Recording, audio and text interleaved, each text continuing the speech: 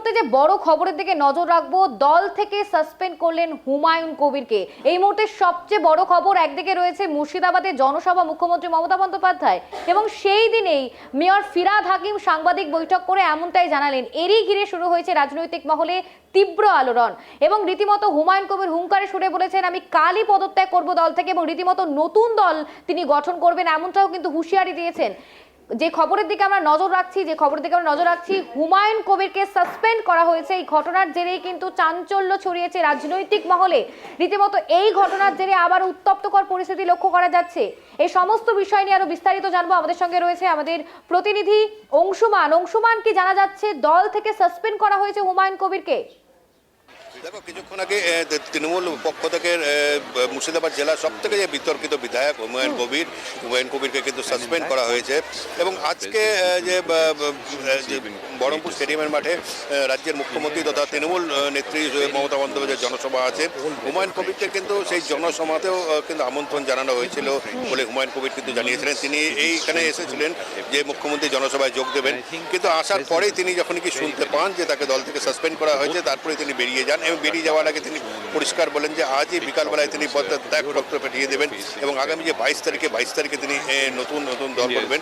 এই যে হুমায়ুন কবির কিন্তু দীর্ঘদিন থেকে বিভিন্ন ধরনের বিতর্কিত কথাবার্তা বলেছিলেন যে তিনি বাবরি মসজিদের স্থাপন করবেন, এবং যেটা হচ্ছে ধর্মে নিয়ে উস্কানি, অর্থাৎ ধর্মের মধ্যে বিভাজন একটা সৃষ্টি করা, ধর্ম নিয়ে উস্কানি, যেটা তৃণমূল কংগ্রেস কখনোই পছন্দ করেন না।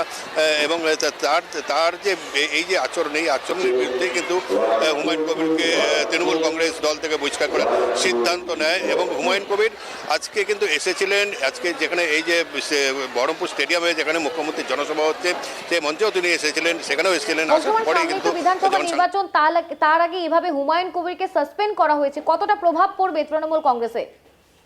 দেওয়ার সময় তিনি জানান যে আগামী 22 তারিখে তিনি আবার নতুন দল করবেন। এবং আজকে বিকেলে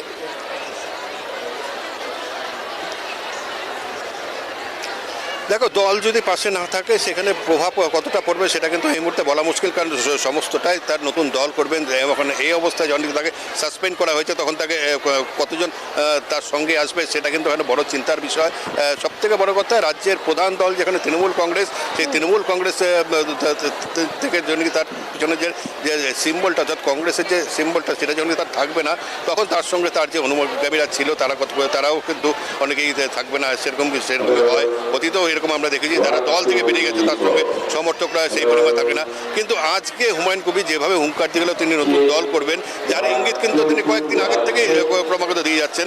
কাজে স্বাভাবিকভাবে তিনি করার পর তার সঙ্গে কতজন থাকবেন এবং এই গোটা পশ্চিমবঙ্গ জুড়ে তার পাশে কতজনকেই পাবেন সেটা কিন্তু এই মুহূর্তে বলা যাচ্ছে না। তবে একটা কিন্তু পরিষ্কার যে একটা রাজনৈতিক দল থেকে যে রাজ্যের প্রধান দল, সেই দল থেকে যখন কি বেরিয়ে যাবে তখন তাকে তার পাশে কিন্তু সেই পরিমাণের লোক বা জনসমর্থন কিন্তু পাবে না।